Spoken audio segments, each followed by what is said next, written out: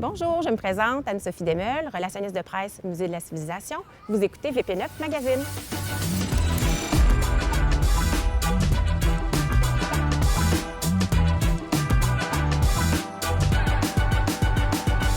Aujourd'hui, à VP9 Magazine, Stacy visite le Musée de la Civilisation. De plus, Sarah participe à un atelier de saut en vélo de montagne. Et en terminant, on jase avec la fondatrice de Bellita Productions. Voici votre VP9 Magazine.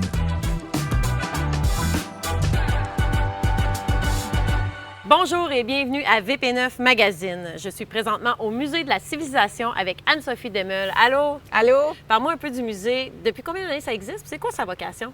En fait, le Musée de la Civilisation existe depuis 1988, donc plus de 30 ans.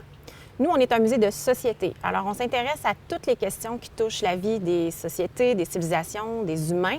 On explore donc une foule de sujets sous toutes ces facettes. Puis évidemment, on a une approche muséologique. Nous, on mise beaucoup sur l'interactivité, l'immersivité aussi. Alors, c'est toujours une expérience très complète que les visiteurs vivent chez nous. Puis ultimement, ce qu'on souhaite aussi, c'est évidemment que les gens passent un bon moment, mais qu'ils ressortent du musée avec des nouvelles connaissances, une réflexion différente aussi. Alors, c'est une très belle expérience qui souvent transforme même le visiteur. C'est quelle exposition qui est la plus populaire? Bien, on a eu le bonheur, nous, de réouvrir en juin, puis on avait une exposition internationale toute prête pour l'ouverture, qui est Maya. Donc, c'est une superbe exposition qui nous raconte, en fait, l'histoire de la civilisation Maya, qui est une civilisation millénaire. On pense à tort que c'est une civilisation qui est disparue, mais au contraire, sa culture est encore bien vivante, elle s'est rendue jusqu'à nous, donc on la découvre dans l'exposition. On se rend compte aussi de tout l'héritage de cette civilisation-là dans notre vie moderne. Donc, il y a plein d'éléments là, qui existaient puis qui ont même été inventés par les Mayas ou découverts par les Mayas. Puis, à plus forte raison, c'est une exposition qui est absolument à voir puisque visuellement, elle est impressionnante, elle est magnifique. Donc, c'est une exposition internationale pour tout le monde. Avant l'entrevue, tu me parlais aussi d'une exposition qui est très convoitée par les visiteurs. Oui, en fait, il y a quelques semaines, on a lancé l'exposition Oh Merde, qui est une exposition entièrement conçue, réalisée, produite par le musée. Alors, comme son nom l'indique, c'est une exposition où on parle des matières fécales. Ça semble très inusité, mais en fait, quand on s'y attarde, on se rend compte que le caca, c'est une ressource, premièrement, renouvelable à l'infini et qui a un potentiel de revitalisation aussi important. Donc, on pose la question, c'est un peu la trame narrative de toute l'exposition. Et si le caca n'était pas un déchet, mais bien une ressource? Alors, on explore le caca sous toutes ses facettes, évidemment l'aspect historique, sociologique, anthropologique, scientifique également. Mais aussi, il y a des thèmes très sérieux qui sont abordés dans l'exposition parce que, c'est pas tous les pays qui ont des systèmes de traitement des matières fécales comme nous, on connaît. Donc, il y a des enjeux à l'international là, très sérieux de salubrité puis qui ont des répercussions environnementales majeures. Donc, on en parle dans l'exposition. La question aussi de l'accès aux toilettes salubres. Donc, on apprend dans l'exposition qu'il y a plus de la moitié de la population mondiale qui n'a pas accès à des toilettes totalement sanitaires. Donc, pour nous ici, ça semble très facile, mais en réalité, c'est un enjeu là, qui existe dans notre monde. Puis l'exposition aborde cette question-là. Puis on s'intéresse aussi aux toilettes du futur. On va avoir des modèles de toilettes qui sont autosuffisantes en termes de gestion. On ne peut pas les essayer, non. Anne-Sophie, avant de poursuivre, enchaînons maintenant avec un reportage sur les sauts en vélo de montagne. Je me retrouve aujourd'hui du côté des sentiers récréatifs de Portneuf en compagnie de celui qui a pensé ce beau projet-là. Alexandre, bonjour. Salut. Très contente de te retrouver dans ce beau secteur, il faut dire, de la région de Portneuf, mais j'aimerais que tu nous situes à quel endroit on est exactement. Dans le fond, présentement, les sentiers récréatifs Portneuf, ça se situe au 451 boulevard Gauthier à Portneuf.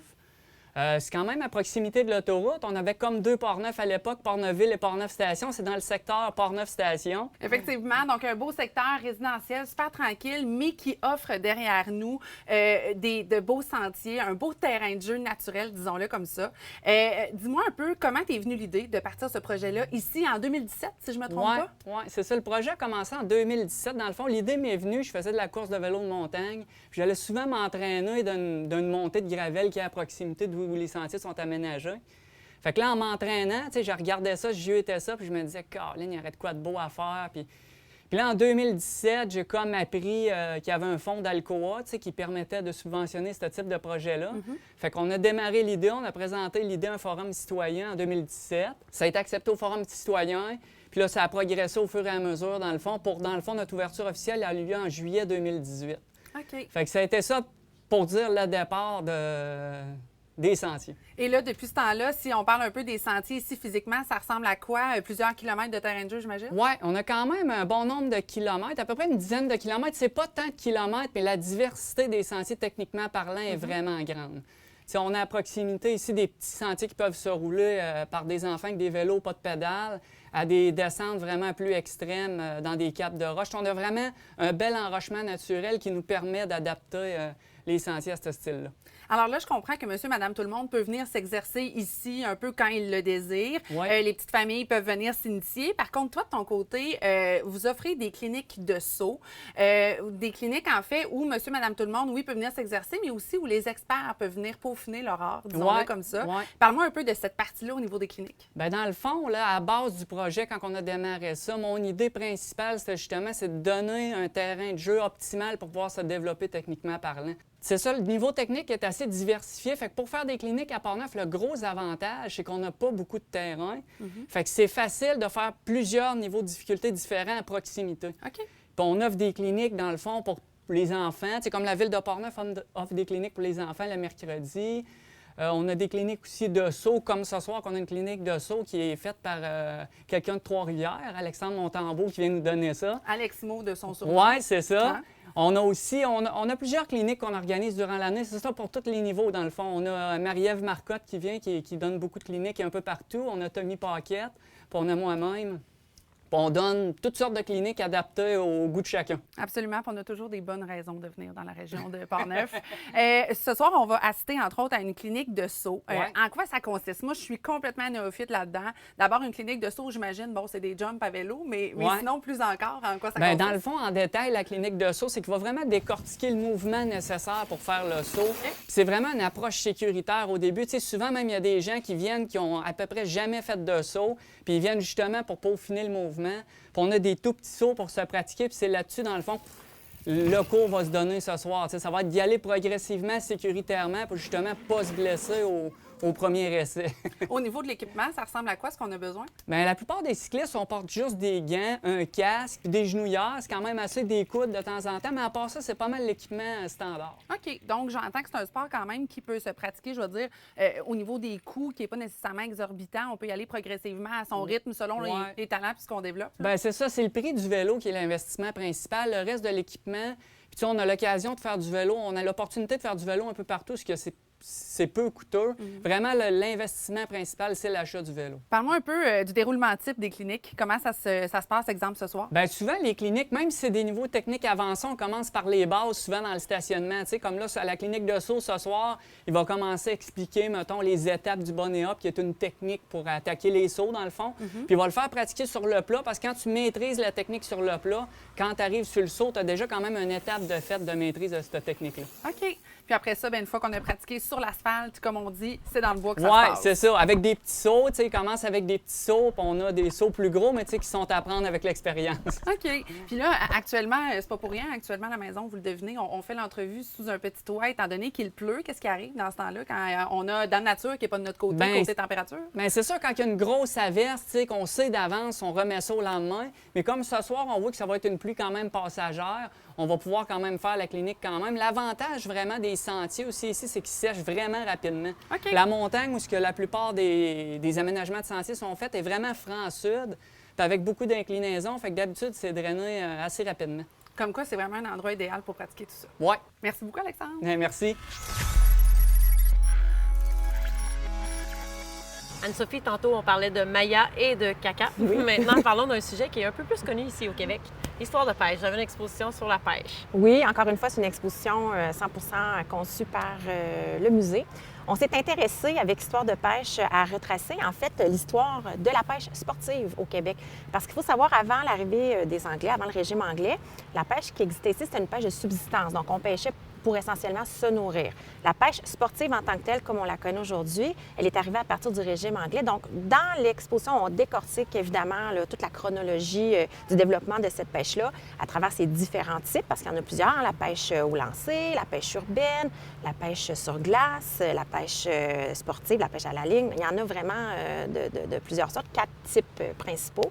Mais en même temps aussi, on s'est intéressé à l'univers culturel associé à la pêche. Hein? On dit souvent les pêcheurs nous racontent des histoires longues de même. Donc, comme ça, mon poisson. On a voulu explorer ça aussi dans l'exposition. Alors, il y a des faux documentaires qu'on appelle des documentaires où on va inviter le visiteur à se questionner un peu sur la véracité de ce qu'on y raconte, entre autres avec presque, ils ont l'air de vrais scientifiques qui s'intéressent au sujet, mais de la barbotte à moustache. On a aussi un spécimen de perche chaude à fourrure dans l'exposition. Donc, c'est très amusant, très ludique, très instructif à la fois, avec de magnifiques images de pêche qui ont été prises par Ouké en cours d'exposition. Voilà. On connaît bien, OK. Il y a aussi un endroit où on peut s'imaginer dans un monde. Le magnifique lac virtuel, oui, effectivement. Ça, c'est un des clous du spectacle de l'exposition, si je peux dire. Alors oui, c'est une pièce complète en rond. On plonge carrément là, dans ce lac virtuel-là. Donc, on se promène. On marche sur l'eau. En marchant, on voit les poissons se filer. On traverse aussi les saisons. Donc, si on s'y attarde un peu plus longtemps, c'est un espace qui est très serein. Hein? Il y a des bruits de nature. Alors, on se sent presque sur le bord d'un vrai lac. Si on y reste assez longtemps, on va voir les 4 saisons avec chacune leur particularité, puis des petits animaux qui apparaissent, disparaissent, puis de l'action qu'on peut observer. Puis à chaque fois qu'on vient, on découvre des nouvelles choses dans ce lac virtuel-là. Donc oui, c'est fascinant. Et en terminant, parle-moi des projets, des expositions futures pour le musée. Oui, donc à l'automne, une superbe exposition sur la générosité, le don de soi. Donc, ça s'appelle Générosité droit au cœur. Alors, on va s'intéresser à la culture de la philanthropie qui s'exprime de différentes façons. Donc, les dons monétaires, le don de temps par le bénévolat, aussi les dons d'organes. Puis souvent, ces gestes-là se passent anonymement dans l'ombre. Donc là, ça va être intéressant de les mettre en lumière dans le cadre de cette exposition-là. Puis encore à l'automne, en novembre, une magnifique exposition internationale qui arrive, c'est Pompéi, cité immortelle. Alors, ça va être à voir, une exposition très immersive dans laquelle on va suivre le quotidien d'une famille de Pompéi quelques heures avant l'éruption du Vésuve, avec des zones même sensorielles où on va vivre ces derniers instants-là fatidiques. Plusieurs objets fascinants, des moulages de corps qui ont été retrouvés. Alors, c'est touchant aussi. Anne-Sophie, merci beaucoup d'avoir pris du temps pour nous aujourd'hui. Ça m'a fait grand plaisir, Stécie. Je suis toujours au Musée de la civilisation avec Sabrina Ferland, présidente de Bellita Productions. Bonjour. Allô. On décide de faire ton entrevue au musée parce que tu travailles souvent ici avec ton équipe. Oui, effectivement, mon équipe de création de mon entreprise, mais aussi avec toute la belle équipe ici au Musée de la civilisation. On a créé plusieurs concepts en lien avec différentes expositions. Alors, ça donne toujours des super beaux résultats. J'ai justement eu la chance de voir l'écran vert avec Ariane Lumière. Oui, l'ombre verte Oui. Qui est en lien, en fait, avec le personnage qu'on a créé, Ariane Lumière, qui est une blogueuse démystificatrice très suivie sur les médias sociaux. Alors, on a eu beaucoup de plaisir avec Ariane Lumière, qui était en fait acolyte de Martin Pêcheur en lien avec Histoire de pêche. Donc, on a créé avec 2 personnages très contrastants différentes aventures qu'on a fait ici au musée pour le spectacle jeunesse, évidemment, mais aussi très accessible pour les parents qui viennent avec les enfants. Très le fun, très drôle, un humour intelligent, sans vouloir nous vanter. J'ai des collaborateurs exceptionnels qui ont le sens du timing, en fait, pour les scénarios. Il y a eu Evelyne Darwin l'année passée avec son tuteur Mathieu. Evelyne Darwin, qui est la nièce du célèbre Charles Darwin. Et l'année d'avant, on a eu, en lien avec Londres, évidemment, Alice au Pays des Merveilles. Donc, voilà, on a beaucoup de plaisir à rentrer dans ces différents univers-là. Maintenant, parlons de Bellita Productions. Tu crées aussi des spectacles sur mesure. Effectivement, on a beaucoup une clientèle qui sont des entreprises ou des associations qui nous arrivent, font des événements, ils veulent se démarquer, ils veulent créer de l'imaginaire, puis impressionner leurs invités, évidemment. Donc, ils nous appellent, ils nous demandent des conseils pour faire des soirées inoubliables, puis marquer les mémoires, évidemment. Quel genre d'exemple que tu pourrais me donner de quelque chose d'inoubliable que tu as fait? Bien, tout récemment, on fait des accords mai 20 musique qu'on appelle le voyage épicurien, OK? Donc, même si on ne pouvait pas voyager dans la dernière année et demie, on a voyagé quand même parce qu'on le fait virtuellement. Donc, on commence, par exemple, en Italie. On va présenter un antipasto. On va présenter le vin italien avec le sommelier, par exemple, Philippe Lapéry, avec qui on travaille beaucoup. Et après, on vient vous chanter 1 ou 2 airs d'opéra italien. Donc, après ça, on s'en va en France avec de la chanson française. On revient toujours au Québec, évidemment, parce qu'on est fort au Québec dans les sites de glace, les vendanges tardives. Et on fait évidemment de la musique québécoise. On a des tonnes de beaux répertoires. Les auteurs-compositeurs d'ici qu'on est toujours fiers de mettre en lumière. Donc, c'est un exemple. Il y en a d'autres. Je pourrais vous parler de mon spectacle aérien, qui est un spectacle de cirque, la chanteuse aérienne, dans une grande robe de 25 pieds. J'ai eu la chance de voir, c'est impressionnant. De hauteur. Alors, c'est ça, on a commencé à faire ce spectacle-là il y a quelques années et on le fait toujours sur mesure selon le besoin du client au niveau du répertoire, au niveau musical. On crée toujours un medley sur mesure spécialement pour la demande du client. Quel genre d'événement identifie-t-on le plus à ton entreprise? Les gens disent, quand on fait affaire avec Bellita, on sait qu'on va avoir du haut de gamme et du sur-mesure. C'est quand on veut se démarquer puis vraiment sortir du moule. Alors, c'est ça. On a une équipe de musiciens extraordinaires. On travaille avec les meilleurs, les artistes de cirque, les metteurs en scène, les scénographes. Donc, on a vraiment un forfait très sur-mesure, accessible, puis on est très à l'écoute de notre client. Je pense que c'est ça qui nous démarque. L'écoute est vraiment d'être spécialisé selon le désir, puis bien ciblé, c'est quoi le message à transmettre. D'où vient cette passion de vouloir créer ces univers-là pour tes clients? Bien, c'est parce que j'aime le monde, tout simplement. Moi, j'aime faire plaisir. J'aime ça créer des ambiances, créer des expériences. Puis toute ma vie est comme ça. Moi, à chaque jour, c'est une expérience, c'est une ambiance. Même chez moi, je veux dire, je vais me faire à manger avec ma famille, avec mes amis. Il va y avoir de la musique selon la thématique de ce que je vais faire, qu'est-ce qu'il va y avoir dans l'assiette. Je vais avoir un éclairage en fonction. Quand j'arrive dans un espace, l'éclairage, il fait trop clair, je le remarque tout de suite. J'aime que tout soit ficelé ensemble, puis vraiment, quand on arrive dans un endroit, bien, on a envie de s'amuser, on a envie de se sentir bien, puis évidemment, on va s'en rappeler. Puis on va en parler à tous nos amis. De transposer ce que tu aimais dans la vraie vie à ton entreprise, c'est merveilleux. Exactement. Quels sont les événements les plus originaux que tu as produits? Oh my God! Là, c'est difficile! Là. Ah, mon cœur est déchiré. Mais écoute, regardez, ici, j'ai Avatar qu'on avait produit. Oh, mais c'est ça, le client faisait tout un concept Avatar. Et puis, c'était des percussionnistes qui faisaient un numéro de percussion extraordinaire, mais on avait les bonhommes d'Avatar. Ça, c'était le fun. On a beaucoup les concepts électroacoustiques aussi que les clients nous demandent vraiment souvent. C'est de vraiment marier la musique classique avec la musique électro. Donc, DJ, violoncelle. Dansant, mais... C'est plus... on est plus dans l'ambiance ici. On est plus dans vraiment le trendy, loungy style. Tu as le goût de prendre un petit verre de champagne, un apéro, un petit canapé. Et puis, tu écoutes une belle violoncelliste qui joue avec une belle DJ. Même chose avec la harpe. On fait la même chose avec le violon cette année. On a commencé avec le saxophone aussi et tout prochainement avec la trompette, avec Trumpet Girl. Sabrina, merci beaucoup. J'ai vraiment très hâte de m'imprégner d'un de tes univers. Merci infiniment.